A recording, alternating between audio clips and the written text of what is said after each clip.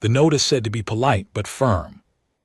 That was the exact phrasing on the laminated card they gave us, every field educator who worked Zone 7. A small yellow rectangle, laminated so the swamp humidity wouldn't destroy it, clipped to our lanyards alongside our Alliance ID badges. Be polite, be firm. As if those two things weren't in permanent, grinding opposition to each other when you were standing outside a reinforced mud dwelling, telling a family of orcs that their children had been reassigned to a labor education facility 40 kilometers north. I'd been doing the job for 6 years when I met Ra. I want to be clear about what I was before you decide how you feel about what I did. I wasn't a hero. I wasn't some activist with a cause. I was a tired man in a khaki shirt with sweat stains under both arms, carrying a tablet full of reassignment orders and a satchel full of educational pamphlets that nobody read. My name is David Corin. I was 34 years old, 2 years divorced, and I had not spoken to my sister in 14 months because she thought I was a sellout for taking the Zone 7 post. She wasn't entirely wrong. The Alliance had moved into the Keth territories 8 years before I arrived, what the history books called the contact period, and what everyone who lived through it called the bad years. Orcs. I use the word because that's what the Alliance called them, though their own name for themselves was something that sounded like stones rolling through deep water, had been here a long time. Their clan territories stretched across 600 kilometers of river delta and highland forest, governed by a system of hereditary clan queens that predated written human history. They were not animals. They were not primitive.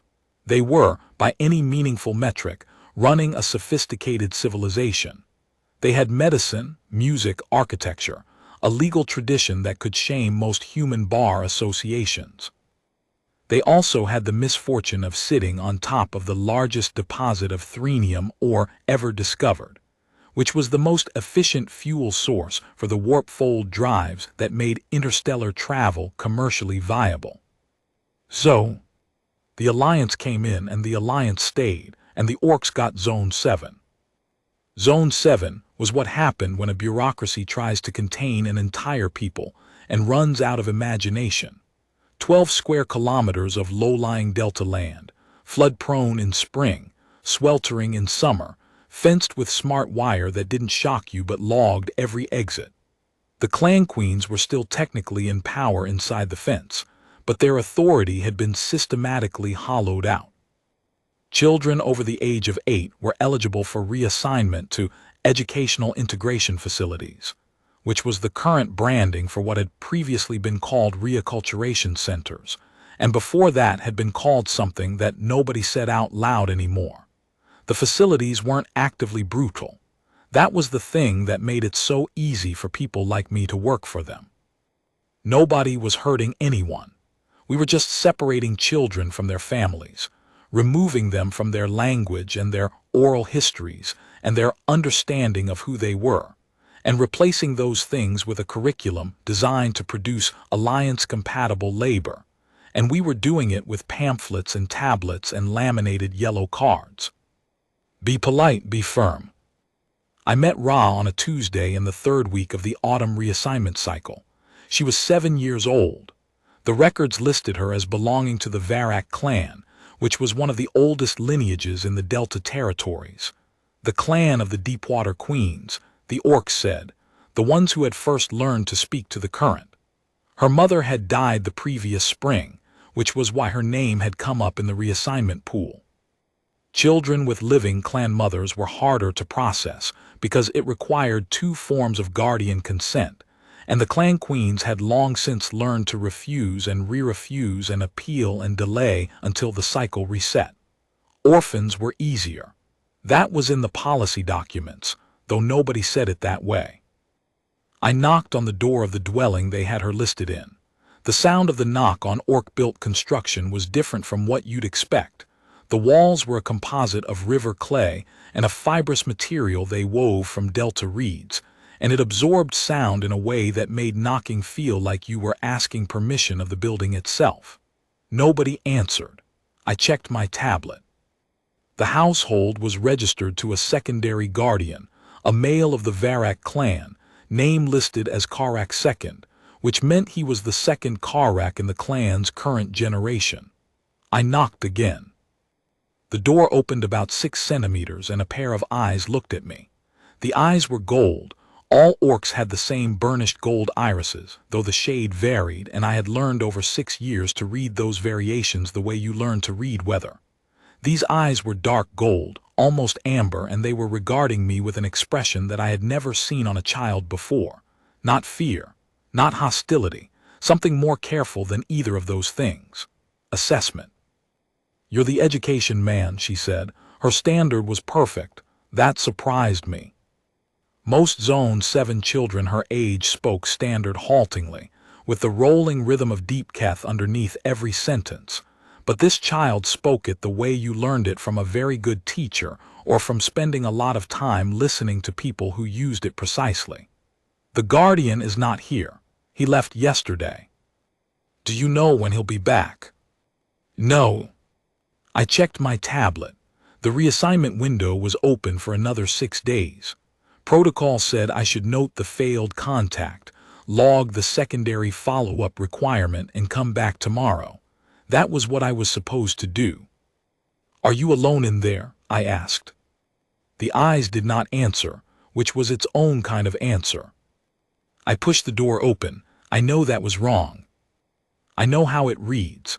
A government official pushing open the door of a 7-year-old child's house without consent or warrant, and I'm not going to dress it up. What I can tell you is that inside that dwelling there was a small orc girl sitting on the floor beside a cold cook fire, and she had clearly been there alone for at least 2 days based on the empty water vessels and the look of her. She was very thin. She was holding a piece of reed in her hands, and she had been weaving it into a pattern. The kind of intricate fingerwork that orc children were taught as a concentration exercise, the same way human kids were given fidget toys, except that what orc children produced was actual functioning cordage that their grandmothers used to make nets. She looked at me without getting up. "My name is David Corin," I said. "I'm with the Zone 7 Educational Outreach Program." "I know what you do," she said. "Okay. You take children away." I didn't answer that. I put my satchel down and crouched so I wasn't towering over her, which was basic child interaction protocol, and I said, "Do you have food here?" "Some." "When did you last eat?" She thought about this with the same careful deliberation she had applied to looking at me. "Yesterday morning. Karak II left some flatbread. It is finished now." I sat down on the floor. I don't know exactly why. It was not in any protocol. I think I just needed a moment to think about what I was doing, and sitting down gave me that moment. And then the moment extended, and then I was sitting on the floor of this child's home, and she was watching me with those dark amber eyes, and I was aware of a feeling I could not immediately name, which later I identified as shame. I took an energy bar out of my satchel and held it out to her. She looked at it the way she had looked at me, with that same quality of careful measurement. Then she took it. She ate it slowly, without apparent hunger despite clearly being hungry, with a self-possession that I found difficult to watch. I had been around Zone 7 children for 6 years, and I had seen the full range of responses: fear, tears, defiance, desperate attempts to charm. I had not seen this. This was a child who had decided how she was going to behave in an impossible situation and was behaving that way, and the precision of it made her look ancient. "What's your name?" I asked. "Ra," she said. "Ra of the Varak, first daughter of the first daughter of Yenek the Deep Speaker." She said it the way clan names were said in ceremony, the full lineage chain, the titles trailing behind like banners. I had been through enough reassignment intakes to know that this was unusual. Most Zone 7 children had been deliberately separated from their lineage knowledge as part of the integration prep process. This child knew hers down to the formal ceremony title of her great-grandmother. "Your standard is very good," I said. "My mother taught me." She said if you are going to live in a cage, you should speak the language of whoever built the cage. She said it is not agreement, it is information. I looked at this 7-year-old child. She sounded like she was very wise, I said. She was the most intelligent person I have ever known, Ra said. She is also dead, so I do not know what wisdom gets you in the end. I did not go back to the office that day. I found the Zone 7 food distribution point and I got enough provisions to last a week, and I brought them back, and I told myself I was going to do a thorough welfare check before filing the reassignment paperwork. Protocol allowed for welfare checks. It was technically covered. And then the welfare check took 3 days, and then another 3, and somewhere in that time I stopped doing the welfare check and started doing something that didn't have a protocol covering it. I was teaching her. It started because she asked me what I was reading. I had a book, a physical book, which was unusual enough that she was visibly curious about the object, since Zone 7 had tablets but not many books. It was a history of human-orc first contact, written by a human academic, which I was reading out of a professional obligation that I had never quite gotten around to completing before it arrived in my bag one day and stayed there. She asked what it said. I told her, and she corrected 3 of the factual errors in the first chapter from memory, citing oral sources that her mother had given her. Your version says the Varak Queens agreed to the initial survey partition, she said. This is not true. The Varak Queens refused and were not present at the agreement.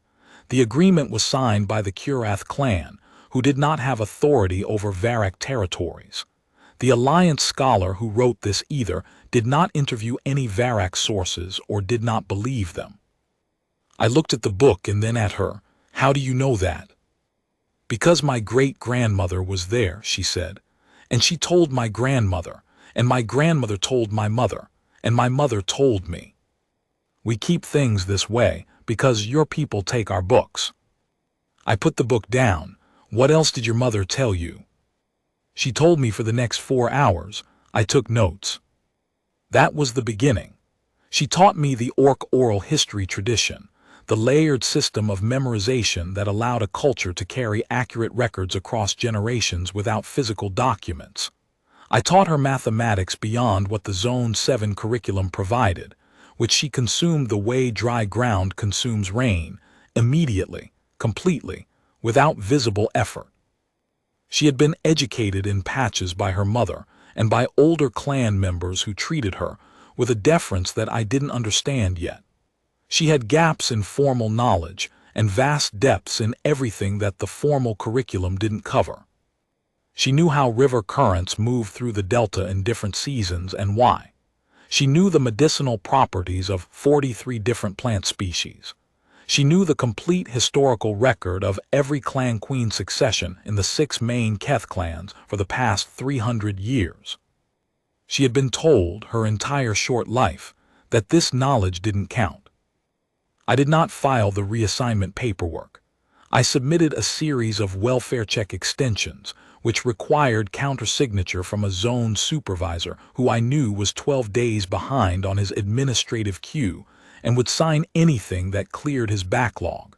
I wasn't proud of it. I also wasn't going to stop. 3 weeks in, I started bringing actual educational materials. Not Alliance curriculum, I had enough of that. I brought mathematics texts, logic and reasoning workbooks, a complete set of human historical documents going back to our own earliest written records. I brought them because I had realized something about Ra that made a cold stone settle in my chest.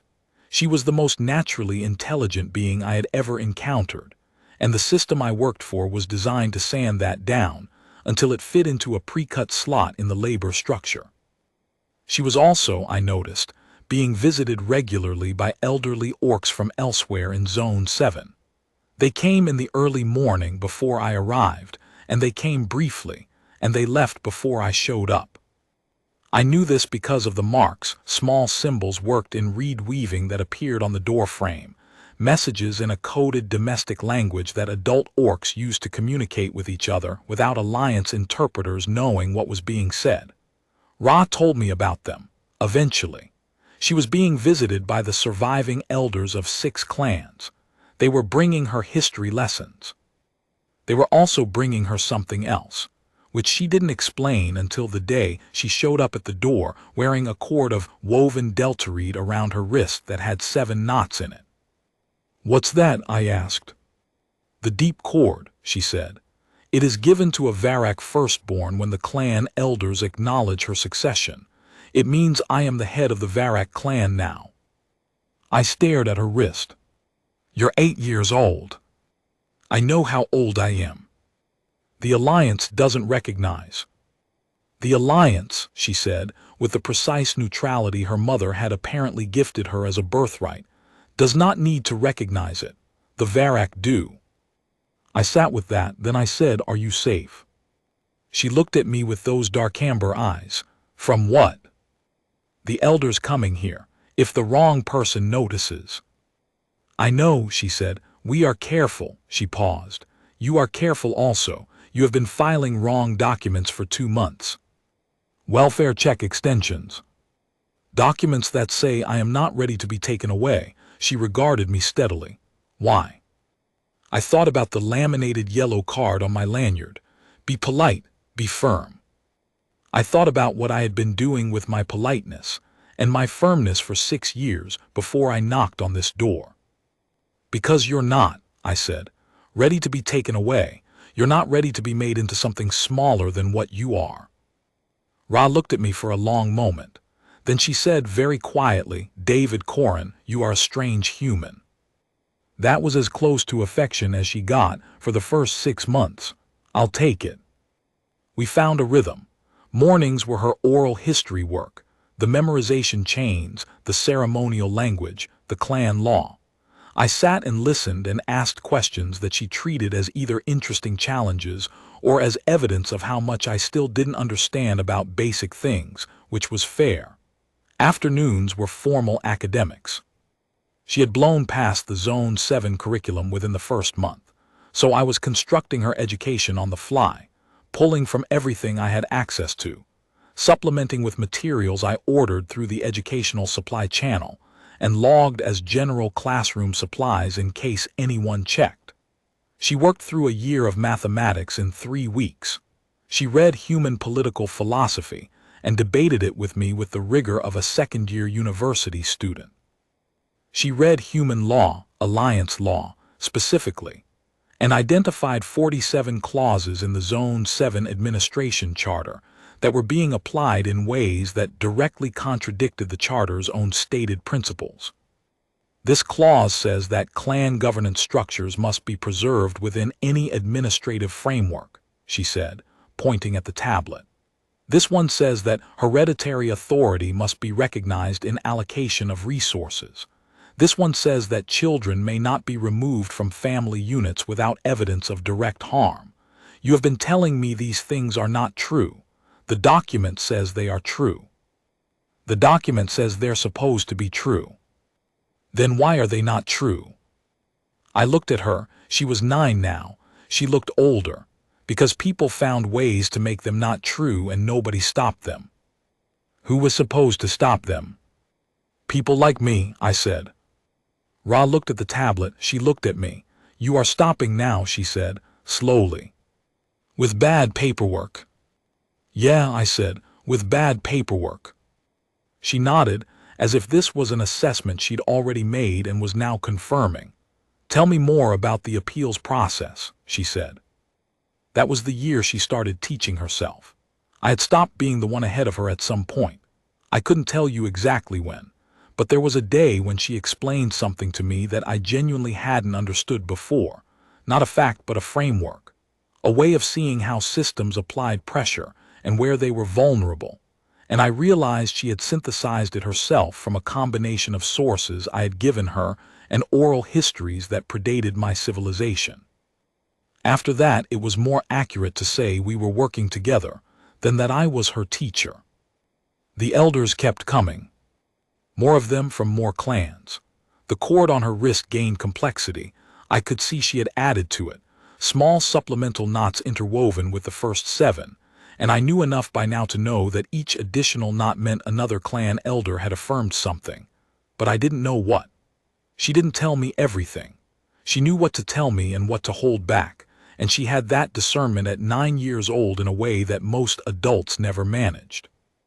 The day everything changed, she was 10. I showed up in the morning, and there were 3 Alliance enforcement officers outside the dwelling. Not local Zone 7 staff.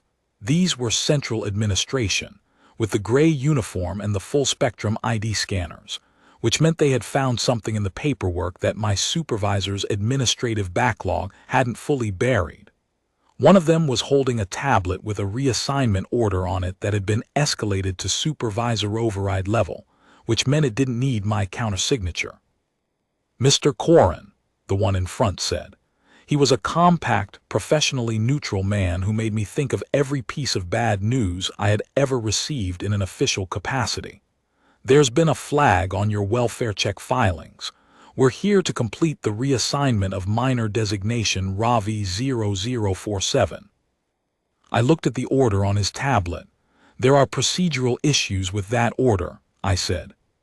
Under Clause 44 of the Zone 7 Administrative Charter, hereditary authority must be recognized in resource and custody allocation. Ra of the Varak is the acknowledged head of the Varak clan. That makes her an adult authority under Orc law, which the Charter requires us to recognize. All 3 of them looked at me. Her age classification under Alliance law supersedes, the man started. Clause 44 doesn't have an age exception, I said. I've read it. There isn't one. If you want to argue that the Alliance doesn't recognize Orc hereditary authority, I'll need that in writing, signed by the Zone 7 legal office, before I can allow this reassignment to proceed. Because if you take her, and the legal office later rules that Clause 44 applies, the Alliance is looking at a wrongful removal charge under the treaty provisions of the Contact Accord. I had spent 3 months preparing that argument. Ra had helped me find the clause. She had also found the treaty provision. She had then found 2 similar cases in Alliance legal records where wrongful removal charges had resulted in significant administrative consequences for the officers who had executed the removals. The professional neutral man looked at his tablet. He looked at the other 2. He made a call on his comm that I was not allowed to hear. He came back. We're placing a hold on the reassignment pending legal review, he said. You are to have no further contact with the minor, and are to report to Central Administration at 0900 tomorrow. He left. I stood outside the door and I heard, from inside, a sound I had never heard from Ra before. She was very deliberately not making any sound at all, which with Ra was its own kind of sound, the way a held breath is its own kind of breath. I knocked. I heard, she said through the door. Are you all right? I am thinking, a pause, come in. She was sitting in the center of the floor with her hands in her lap, and her eyes focused on something that wasn't in the room. She looked in that moment nothing like a 10-year-old child, and everything like the succession portraits of Varak queens that I had seen in the oral history materials. Not the images, since those didn't exist, but the descriptions. Still, waited, already in another conversation that hadn't happened yet. They will come back, she said. The legal review will not stop them, it will slow them. You know this. Yes. Then we need to change what they're trying to do, not block it, change it. She looked at me. Sit down, David Corin, I need to tell you something. I said. The elders have been meeting, she said, for 2 years. The cord on my wrist is not only the Varak succession acknowledgement, it is also the acknowledgement of 5 other clans. The Kurath, the Delkith, the Vamath, the Stone River, and the Unbroken Tide. All 6 of the major clans in the Keth territories have now acknowledged my succession. She paused. I am not merely the Varak queen-to-be. I am the acknowledged successor of the Keth Accord, which is the position that holds authority over all clan decisions in matters of territory and treaty. I stared at her. My mother knew this was coming, she said. She knew it before she died. She made sure I was ready for it as much as she could. The elders have been doing the rest, and you have been doing the rest of the rest. She tilted her head slightly. The small orc gesture that I had learned meant she was deciding how directly to say something. There has not been a Keth Accord Queen for 40 years.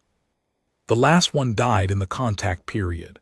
The Alliance does not know this position exists because the clan elders decided not to tell them. They were waiting for the right succession. And then my mother died and I was what was left, and the elders decided I was enough. Ra, I said carefully, what are you planning? She looked at me with those amber eyes, and for a moment I saw all of it. The 10 years of careful accumulation, the oral histories and the legal documents and the logic texts and the hours of debate, all of it organized toward something that she had known was coming, and that I had been building toward with her without knowing I was doing it. I am going to petition the Alliance Council for recognition of the Keth Accord Queen as a treaty-level authority, she said. Under the contact accord provisions that you found for me. If they recognize it, it places me outside the reassignment protocol entirely. Not just me, but all Keth Territories clan children, because a recognized treaty-level authority has standing to invoke the Accord's child protection provisions on behalf of all constituent clans. If they don't recognize it, they will need to explain why, in writing, citing specific legal reasons, which I will then use in an appeal to the Alliance Oversight Committee. I was quiet for a moment. You've been planning this since you were 8. My mother started planning it before I was born, she said. I am finishing it. It's going to be a fight, a long one. I know. She looked at her hands at the cord with its knots. I know it will take time. I know you will be in trouble tomorrow. I know that filing wrong paperwork for 3 years is a problem that they will use against you. She looked up. I am sorry for that. Don't be, I said. I knew what I was doing. Did you? I thought about the laminated yellow card, which was still on my lanyard and which I had stopped reading after the first month. I knew I wasn't going to keep doing what I was doing, I said. That's enough to start. The hearing at Central Administration lasted 4 hours. I was represented, at my own request, by a Zone 7 legal advocate named Priya who was 2 years out of school and had taken the Zone 7 posting because she believed in the contact accord provisions and had spent those 2 years watching them not be applied. She was, in the best possible way, furious about it. When they brought up the irregular paperwork, I said yes. When they asked me to explain it, I cited Clause 44 and the succession documentation that I had filed with the Zone 7 legal office that morning, 3 hours before the hearing, which meant it was legally in the system before any hearing action could be taken. When they said the succession documentation wasn't valid, Priya handed them a 40-page legal brief that Ra had drafted, which I had formatted, which cited 19 contact accord provisions and 7 Alliance Council precedents. The hearing was adjourned pending review. I was suspended with pay. Ra's petition went to the Alliance Council 6 weeks later. I wasn't in the room, but I heard about it afterward from Priya, who was allowed to be there as filing counsel. The council chamber had expected a legal filing. They had not expected the filing to arrive accompanied by Ra herself, because technically she was still a minor under Alliance classification and minors could not appear in council proceedings, except that Ra had found a clause in the original contact accord that said treaty-level authority representatives could appear before the council regardless of age. She had filed that clause with the council clerk 2 hours before the session. She walked in wearing the full Varak ceremonial cord, which was a single piece of woven delta reed that took a master weaver 3 weeks to make, and was, in person, an extraordinary thing, not showy but precise, every knot exactly placed, encoding the lineage chain of every Keth clan queen back 400 years. She walked in at 4'0" with the cord on her arm, and she sat down at the treaty authority table, not the petitioner's table, because the treaty authority table was where the position she was claiming had a right to sit, and she looked at the council and she said, in standard, very clearly, "My name is Ra of the Varak, Keth Accord Queen by succession of all 6 major clans of the Keth territories. I am here to invoke the treaty provisions of the Contact Accord on behalf of the children of my people. I will speak for as long as it takes." She spoke for 6 hours. She cited the law precisely, the way her mother had taught her to speak the language of the cage, not as agreement, but as information. She presented the oral historical record that proved the Keth Accord Queen's treaty-level standing predated the Alliance's administrative framework by centuries. She presented the succession documentation. She presented the legal brief. She presented, quietly and methodically, every clause that the Zone 7 administration had been violating since the contact period, annotated with specific cases, specific dates, and the names of specific administrators. The council tried to recess twice. She invoked the treaty provision that required a continuous session for treaty authority presentations. They couldn't stop her, that was the thing. They had built a system, and she had learned the system, and she was using the system to take it apart from the inside, and they had no procedure for stopping her that didn't itself violate the procedures she was citing. The formal recognition took 3 more months. It was not given freely. Nothing in this story was given freely. All of it was taken through hours and argument and the patient, unrelenting application of precisely the right legal tools in precisely the right sequence. But it was given. The Alliance Council formally recognized the Keth Accord Queen as a treaty-level authority with all the protections and standing that implied. The child removal protocol for Keth Territory's children was suspended pending a full compliance review of Zone 7's Contact Accord obligations. The suspension became a permanent restructuring. Priya was appointed to lead the restructuring team. I was reinstated and assigned to the restructuring team as a senior advisor, which was a quieter acknowledgement than it sounds. Zone 7 did not change overnight. Nothing changes overnight. But the machinery that had been grinding the same thing the same way for 20 years was now grinding differently, because there was someone inside it who had learned exactly where the gears were and how to stop them. Ra went home to the Varak dwellings the day after the formal recognition. Not my home, hers. The living quarters the clan elders had been preparing for her for 2 years, inside Zone 7's central precinct, where the council now had a treaty obligation to maintain clan governance space. I walked with her to the entrance of the precinct, and she stopped at the threshold and turned around. I hadn't known this was a goodbye.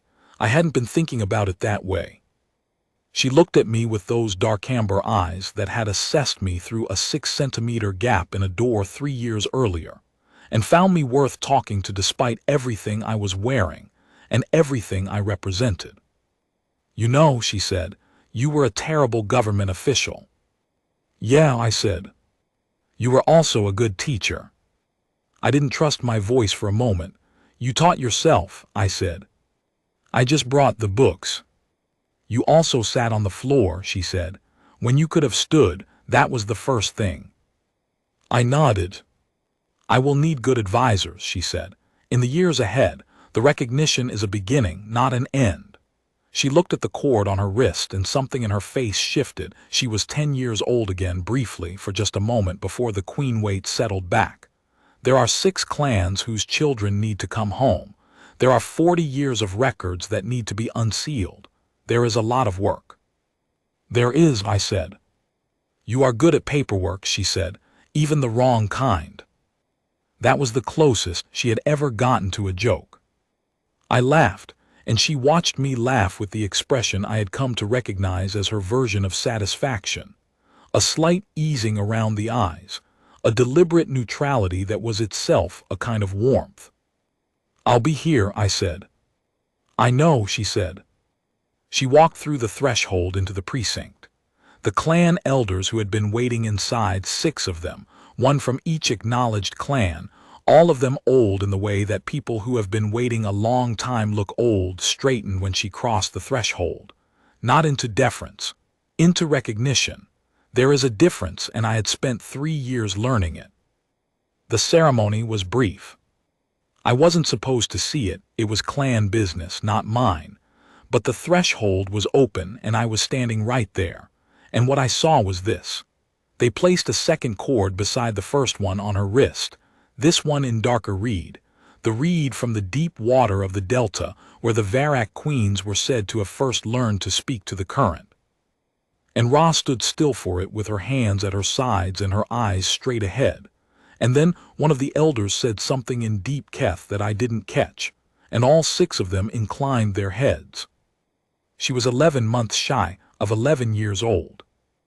I walked back through Zone 7 with my hands in my pockets and the laminated yellow card still on my lanyard. When I got to the educational office, I took it off. I put it in the drawer. I found a piece of blank paper and I wrote on it, "You are not the authority on what someone can become." I put that on the lanyard instead. My supervisor asked what it said and I told him it was a personal reminder. He didn't ask again. The next 2 years were the hardest. Recognition was a start, but recognition didn't automatically mean restoration, and the Alliance administration found 7,000 ways to comply with the letter of the council decision while resisting its spirit. Ra fought every one of them. She fought them in the council chamber, and in the legal filings and in the press.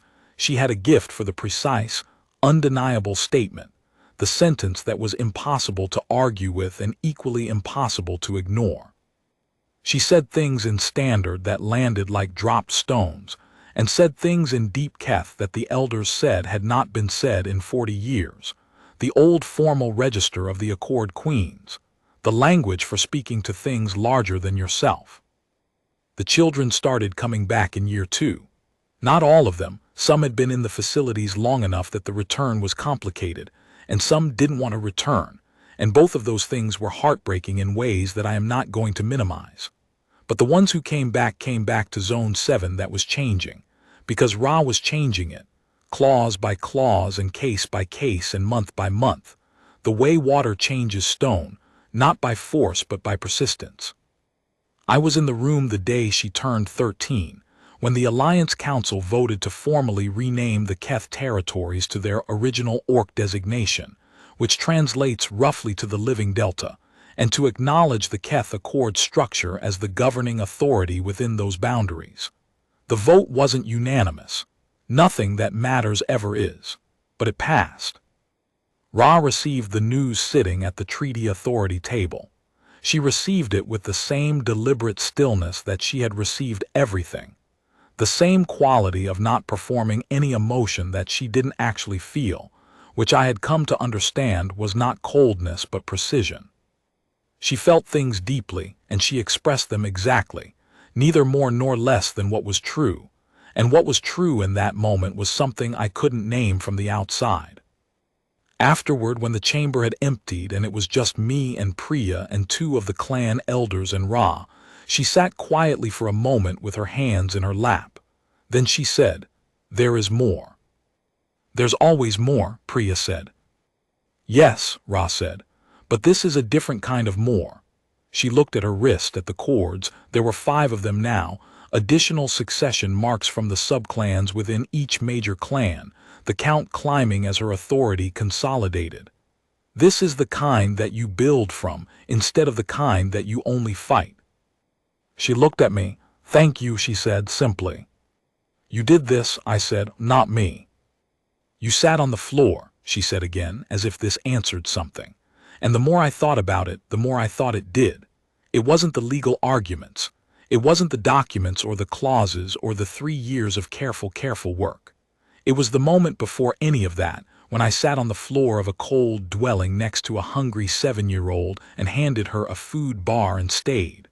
That was the moment that chose the rest of the moments. Every subsequent choice had flowed from that one simple act of deciding not to stand. The formal designation of the Living Delta came through on a Thursday.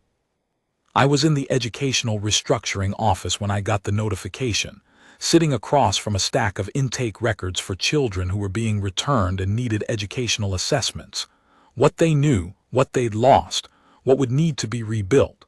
The work was slow and it was complicated, and some days it made me angry in ways I had to walk outside to manage. But it was the right work. I knew what right work felt like now. Ross sent me a message that evening. Text only, which was how she communicated when she had something precise to say.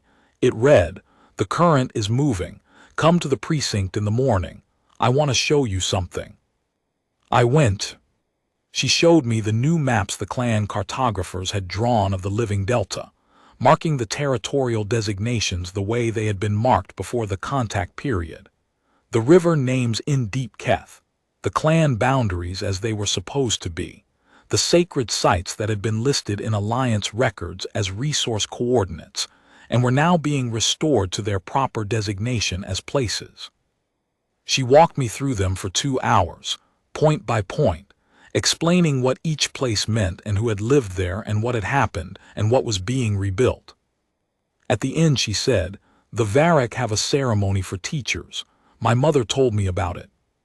We don't use it often. Historically, it was reserved for people who carried clan knowledge across a crisis without losing it." She looked at me. "I am going to perform it for you." "Ruh. You are going to stand still and not argue," she said, "because I am the Keth Accord Queen and the ceremony is not optional." I stood still.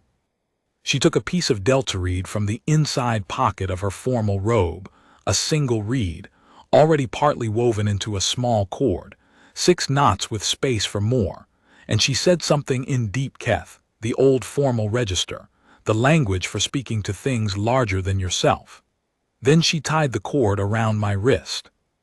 "This is not a clan succession cord," she said. "It is a Varric keeper mark. It means that you carried the current when the current had nowhere to go." She looked at me steadily. "It means you are Varric counted, not a clan member. That is not something that can be adopted into, it is what you are. But it means you are someone the clan accounts for, someone who is part of the record." I looked at the cord on my wrist. "Your mother would have said that counts for something," I said.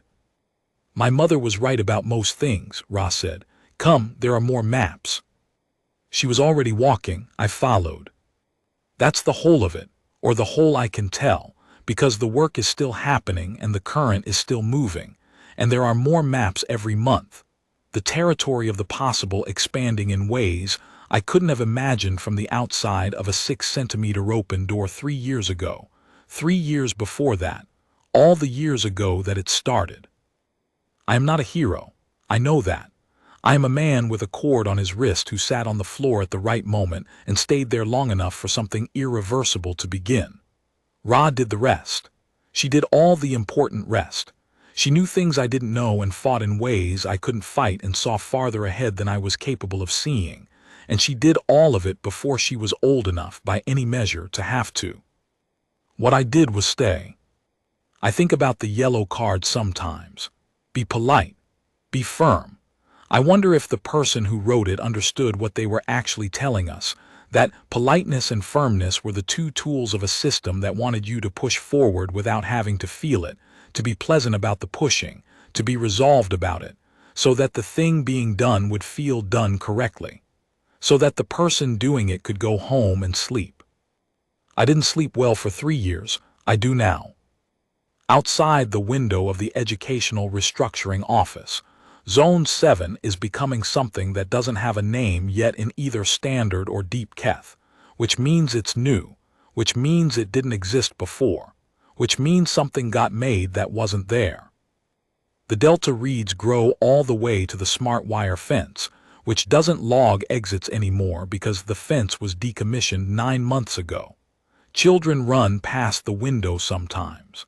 They sound like children sound everywhere, which is like something the world is trying out to see if it fits. Some sound too big for the container.